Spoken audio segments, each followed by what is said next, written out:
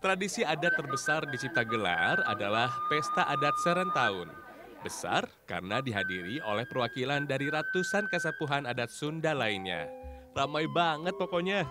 Makanya persiapannya pun lebih serius. Serentahun biasanya digelar pada tanggal 22 bulan Rayagung atau bulan terakhir dalam perhitungan kalender Sunda. Bukan tanpa alasan loh, karena menurut keyakinan orang Sunda, khususnya di Ciptagelar, tanggal 22 Rayagung menjadi simbol segala yang berpasangan. Misalnya saja, siang malam, baik buruk, hidup mati, dan lain sebagainya.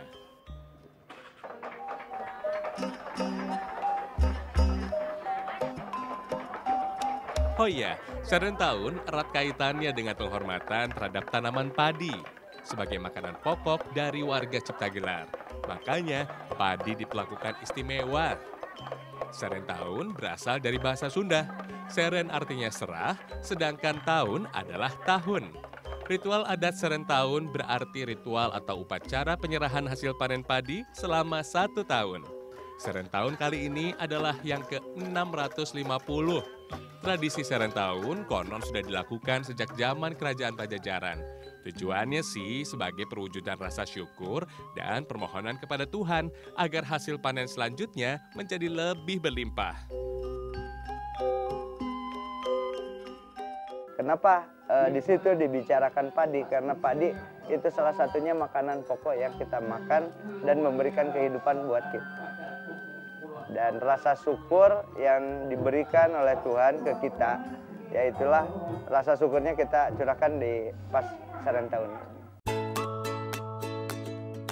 Padi memang istimewa. Tanaman pangan yang diyakini sebagai perwujudan dari Sang Dewi Sri ini diperlakukan khusus di Ciptagelar. Hanya ditanam setahun sekali saja selama 5-6 bulan. Lahan kemudian diistirahatkan untuk dipulihkan kondisinya agar tercipta keseimbangan antara manusia dan alamnya. Masyarakat adat Ciptagelar dilarang memperjualbelikan padi. Padi adalah hasil bumi yang sangat dihargai, berkaitan erat dengan kehidupan manusia Sunda. Menjual padi sama saja dengan memperjualbelikan nyawa. Khusus untuk acara Serentahun, sengaja dilakukan pemotongan kerbau untuk dijadikan sajian menjamu tamu. Semuanya dilakukan secara bergotong royong loh. Kompak pokoknya, termasuk soal biaya. Segala biaya untuk penyelenggaraan Serentahun dikumpulkan secara swadaya melalui iuran yang dikumpulkan oleh Baris Kolot dari ratusan kampung adat yang tergabung dalam Kasepuhan Ciptagelar. Pastinya besar banget biayanya nih. Daging hasil pemotongan kerbau nantinya akan diolah menjadi aneka masakan di dapur gede. Di bawah komando Mamah Alit, istri dari pemimpin adat Kasepuhan Ciptagelar. Uniknya, setiap pekerjaan di dapur sudah ada yang bertanggung jawab. Jadi nggak perlu disuruh-suruh. Salut deh jadinya. Pekerjaan seberat apapun jadi ringan kalau dikerjakan bersama. Kerja bareng aja gitu. Jadi yang kerjanya juga turun-temurun. Jadi nggak usah disuruh-suruh lagi gitu. Udah punya tanggung jawab masing-masing. Udah ada bagiannya. Udah ada bagiannya. Jadi ada yang masak nasi, terus ada yang masak sayuran, ada yang bikin kue, terus ada yang nyuci piring gitu. Jadi udah nggak usah dibagi-bagi lagi. Bagian tersibuk ketika ada ritual adat tentunya bagian dapur Imah Gede. Maklum saja, kegiatan masak-memasak hampir tak pernah berhenti. Untuk memenuhi kebutuhan makanan acara Serentahun, dapur Imah Gede beroperasi penuh selama 1 minggu. Soalnya, aneka masakan yang dibuat bukan hanya untuk warga Ciptagelar saja, tapi juga untuk tamu undangan. Yang jika dihitung-hitung, jumlahnya bisa ribuan orang. Wah, wah, wah. Nah, supaya yang bertugas di dapur tidak kelelahan, kegiatan memasak dilakukan secara bergantian. Aman deh.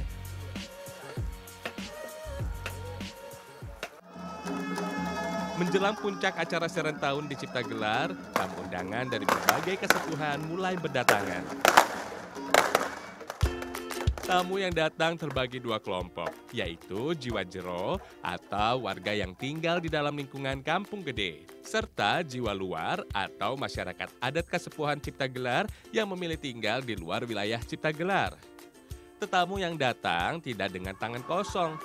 Mereka membawa aneka hasil bumi yang jumlahnya tidak ditentukan loh, untuk diserahkan pada Kasepuhan Ciptagelar. Banyak juga tuh yang membawa aneka kerajinan tangan dari bambu. Bentuknya macam-macam, ada topi, tas, peralatan dapur, dan lain sebagainya. Semua bagus-bagus. Jika tertarik, ya silakan saja, karena memang dipamerkan untuk dijual belikan kok. Harganya mulai dari puluhan ribu sampai ratusan ribu rupiah. Dari sekian banyak tamu yang datang, ada rombongan yang menarik perhatian. Berasal dari Kasepuhan Pamengpeuk Legok, Sukabumi. Mereka datang dengan aksi barongsai dan macan putihnya. Seru banget, sangat menghibur.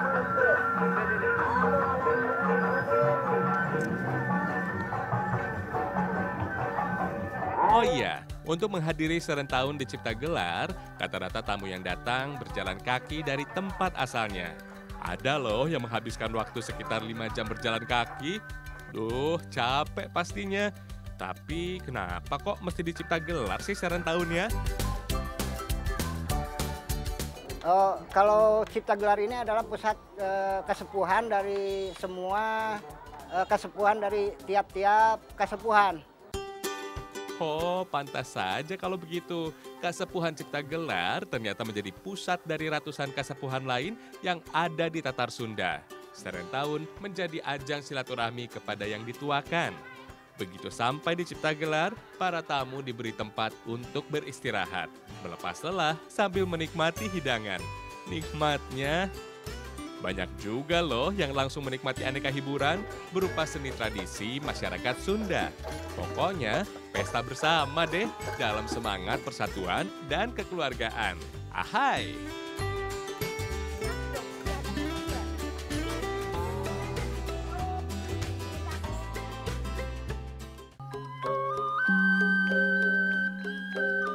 Puncak acara Serentahun Kasepuhan Ciptagelar akhirnya dimulai, yaitu penyerahan sebagian hasil panen warga Kasepuhan kepada Kepala Adat Ciptagelar. Padi yang akan diserahkan diikat dalam jumlah tertentu dan disebut pocongan. Sebelum dibawa dengan dipikul menggunakan rangkong, padi didoakan terlebih dahulu. Barulah dipikul bersama-sama menuju alun-alun Kampung Gede Kasepuhan Ciptagelar.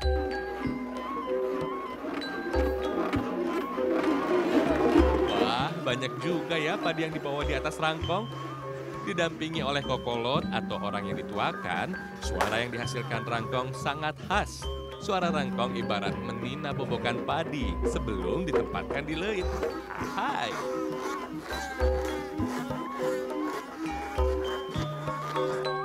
Rombongan pembawa rangkong padi akhirnya sampai di alun-alun Kasepuhan. Suara petasan dan alu menyambut bersahut-sahutan. Abah Ugi sebagai Kepala Adat Ciptagelar langsung menyambut. Meski usianya masih muda, Abah Ugi diamanati menjadi Kepala Adat karena masih keturunan dari Kepala Adat Ciptagelar sebelumnya. Rombongan lalu bergerak menuju tempat menyimpan padi yang paling disakralkan, yaitu Leit Sijimat. Untuk mengikuti puncak acara Serentahun, yaitu upacara ngadiukeun, yaitu prosesi menempatkan padi di dalam Leit Sijimat. Secara simbolik, padi akan dimasukkan ke dalam leit oleh Mamah Alit selaku istri dan Abah Ugi sebagai Kepala Adat Kasepuhan. Kemudian penyimpanan padi akan dilanjutkan oleh warga lainnya. Ada yang menjadi ibunya para leit, yang kita sebut dengan Leit Sijimat. Dikatakan Sijimat, ini bukan konotasi atau mungkin kemudian pengertiannya menjadi jimat yang orang beranggapan bahwa itu sesuatu yang mahis gitu. Tetapi jimat bagi kami adalah sesuatu yang memang kami sakralkan, kami hormati.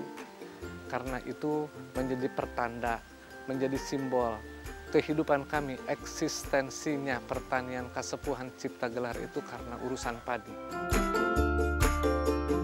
Ada sekitar 11.000 leit sebagai tempat untuk menyimpan padi di kawasan Kesepuhan Adat Cipta Gelar. Leit Sijimat dianggap sebagai ibu dari semua leit yang ada. Meski begitu, Leit Sijimat bukan leit tertua di Cipta Gelar. Leit tertua berlokasi tak jauh dari Imah Gede.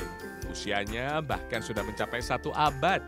Leit tertua di Cipta Gelar sudah beberapa kali pindah tempat karena Kasepuhan Cipta Gelar pun berpindah-pindah berdasarkan wangsit atau petunjuk yang didapat. Bentuk leit sederhana, berbahan kayu dan bambu dengan atap ijuk atau kirai yang mampu bertahan sekitar 10 tahun. Bentuk atapnya disebut Garuda Ngupuk, di mana bagian atap kiri dan kanannya bertemu membentuk sudut lancip. Bagian dalam ruangan nampak rata. Tiang dan cangkok handap umumnya ditempel dengan palipit sebagai pelapis untuk memperkuat bilik dari serangan tikus. Bentuk bangunan leit seperti wadah dengan atapnya yang lancip, menyebabkan air hujan tidak akan membasahi bagian dinding bawah. Konsep kalau kita mau mengambil lumbung atau mengambil isi lumbung itu sendiri, 10% itu harus diakumulasikan dan tidak boleh dikeluarkan. Artinya, sejak tahun 1838 itu masih ada padi yang ada di situ karena nggak bisa dikeluarkan atau nggak boleh dikeluarkan. Jadi usianya sudah cukup sejak tahun 1800 sampai hari ini itu sudah lebih dari 190 tahun. Bagi masyarakat adat Sunda, leit memiliki beberapa fungsi. Untuk tempat menyimpan cadangan makanan yang sewaktu-waktu bisa digunakan saat paceklik, sebagai tabungan dan tempat ritual. Hebatnya lagi, padi yang disimpan di dalam leit tidak akan mengurangi rasa ataupun kualitasnya. Justru tambah enak kalau dimasak. Padi dalam leit juga disiapkan untuk menjadi benih loh. Daya tahannya bahkan sampai ratusan tahun. Luar biasa.